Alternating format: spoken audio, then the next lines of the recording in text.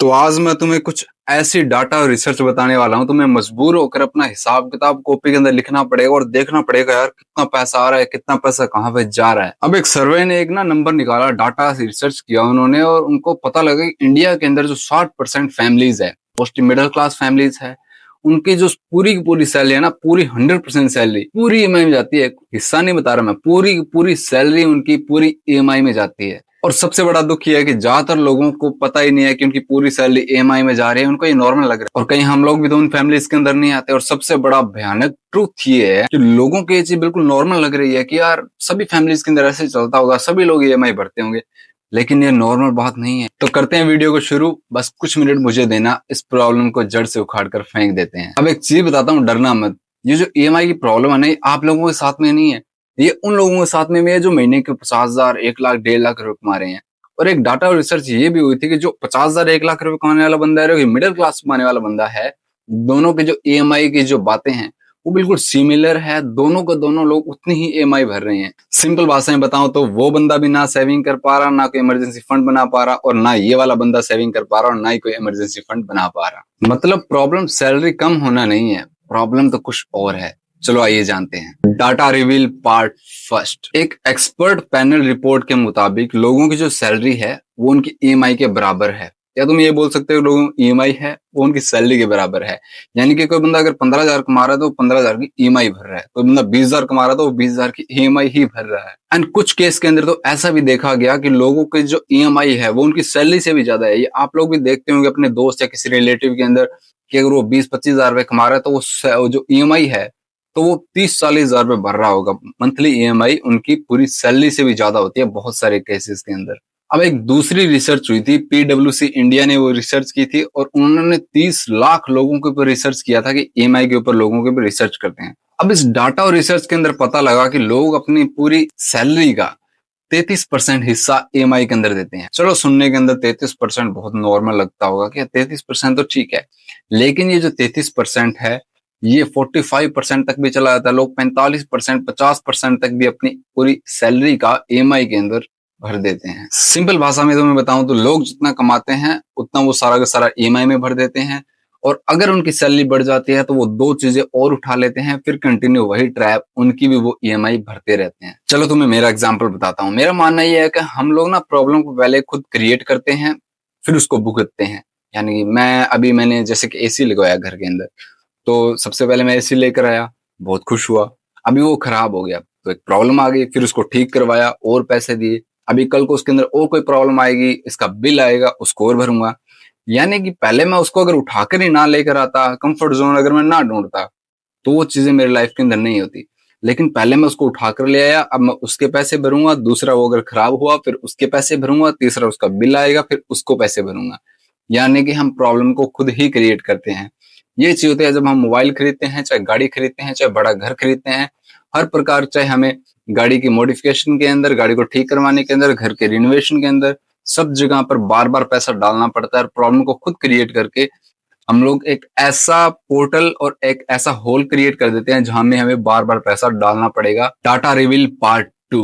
अब यहां से चीजें थोड़ी सी इंटरेस्टिंग होना शुरू हो जाती है। इंडिया का हाउस होल्ड जीडीपी 38% हो चुका है और ये पहले के टाइम से बहुत ज्यादा ग्रो हुआ है। और इसके साथ इंडिया की जो नेट फाइनेंशियल सेविंग है वो 5.1% रह गई है, और जो पिछले के कुछ दशकों के अंदर, कुछ सालों के अंदर बहुत ज्यादा गिर चुकी है।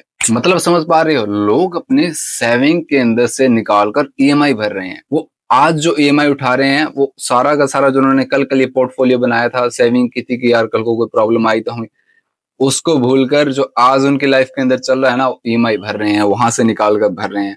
उनको कोई टेंशन नहीं है कि ये चीज मैंने किसी और चीज के लिए इकट्ठी की थी, ये 2 रुपए मेरे को कल को काम आएंगे।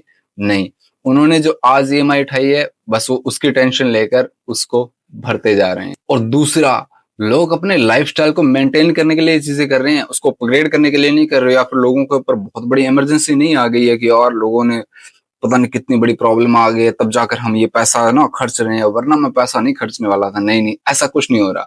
आप जितना भी लोन ईएमआई लोगों की देखोगे वो पॉजिटिव चीजों के लिए होगी। लोग गाड़ी खरीद रहे हैं, बड़ा मोबाइल ले रहे हैं, वेकेशन पर घूमने के लिए जा रहे हैं, पैसा अपने कपड़ों पर उड़ा रहे हैं, अपने लाइफस्टाइल को मेंटेन कर रहे हैं।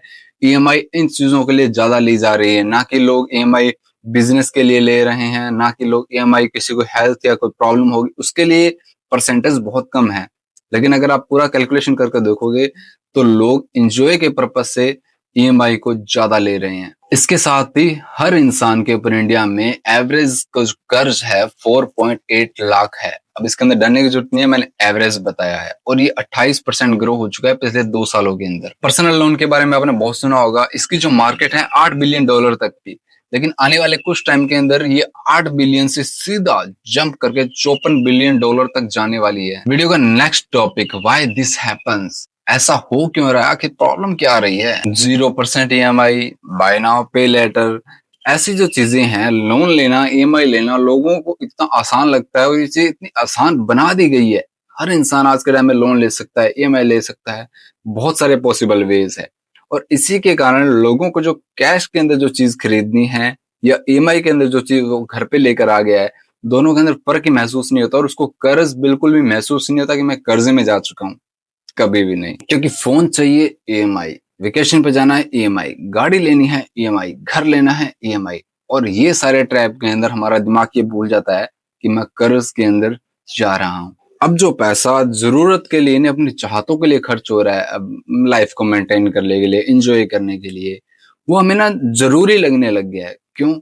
क्योंकि अब लोन, ईएमआई ये सारी चीजें आसान हो गई है, लेकिन अगर हम कैश में करते तो वो जरूरी नहीं लगता।